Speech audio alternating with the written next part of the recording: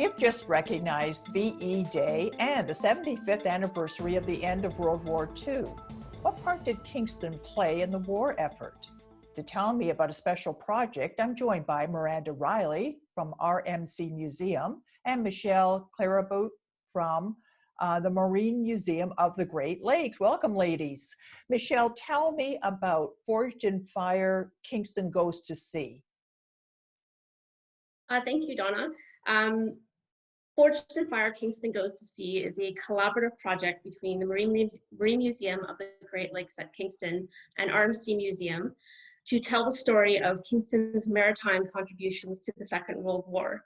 So it comes at a time not only with VE Day and the end of the Second World War, but the 75th anniversary also of the end of the Battle of Atlantic, which was the longest running battle of the Second World War. And Kingston had a very large part to play in that, with the building of ships, as well as with the sending of its sons and daughters to serve in the Navy. And so the project came about as a way to share that story to Kingston, as well as the general public.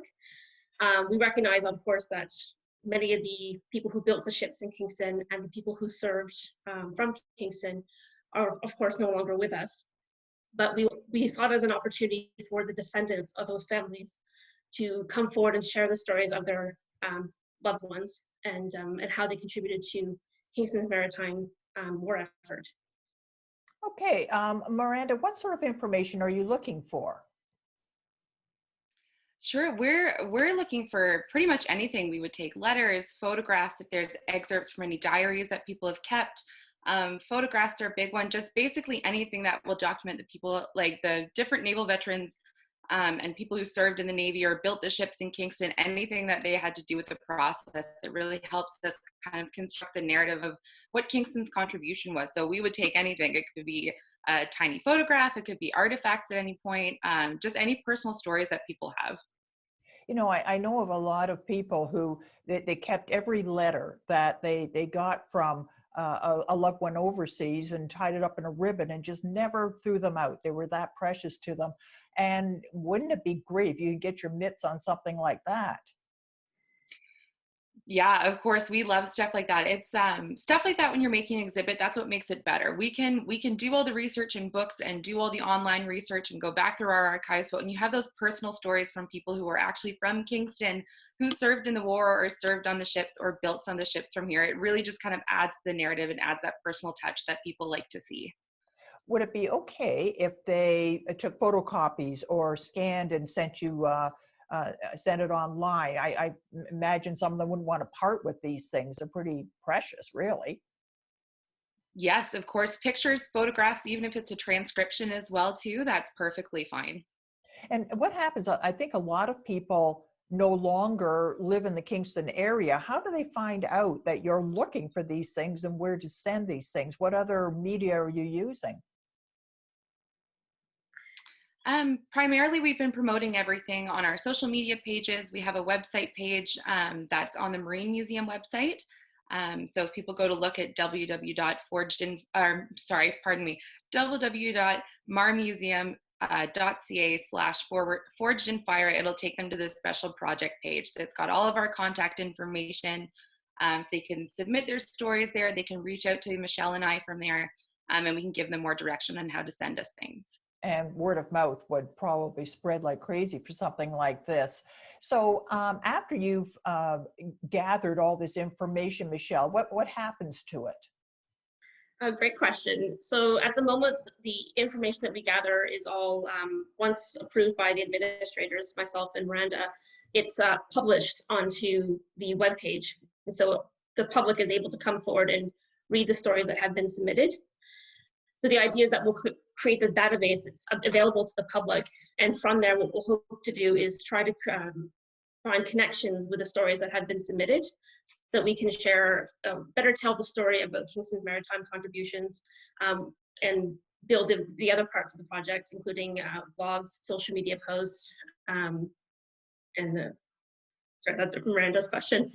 But the information will be available on the website, and we'll be communicating it out through a couple different means over the next months and for the rest of the year anyways.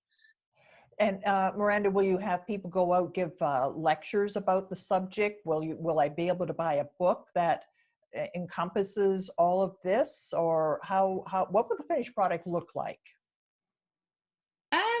It's kind of, we've got different kind of ideas out there what we would like. Originally, we were going to do pop-up exhibits. So we would pop up in different places in Kingston with a pop-up exhibit that people could see.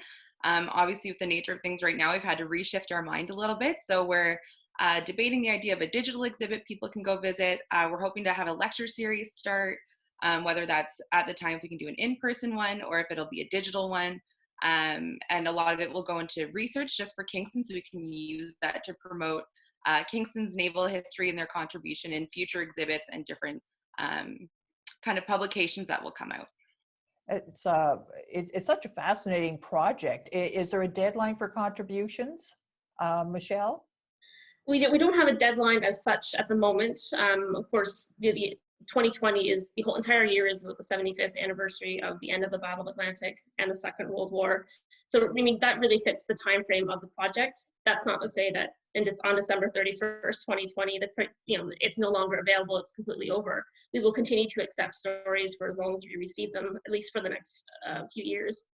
Because as Miranda mentioned, it's going to inform future exhibits that we have. It's going to be able to inform educational programs that we can offer back to the public. And we're talking about youth as well as adult programs through our, for instance, Nautical Night series. So there's no deadline. We're welcome to receiving any information and stories that people want to share for at least the foreseeable future. You know, I'm just thinking, sometimes when you have to go into your parents' home after they've either passed away or gone into extended living, that you find a box of you didn't even know existed, and it's just been tucked away in a closet for 50, 60 years. And wouldn't it be great if, hey, we've all got time on our hands these days, that people think, I wonder whatever happened. I wonder what was in that box of stuff, and start going through it. Maybe they find something is exactly what you're looking for. So maybe people should kind of get busy and start going through some of their parents' stuff and papers. And, you know, you never know, you might find some real little treasure there. So Miranda, tell me again where people can send these contributions and this information. Yeah, for sure. So they can go on our website that we've created through the Marine Museum page. So it's www.marmuseum.ca/forgedinfire. And then on there, it'll have all the information on how people can submit stories, or if they'd like to reach out to Michelle or I by email. It's got our contact information. So that's kind of the best place to go. That's the hub for all the information right now. It sounds like a fascinating project and a great idea, and great success with it. And I can't wait to see what you come up with. So thanks for being with us today. Thank you very much, Donna. Yes, thank you very much.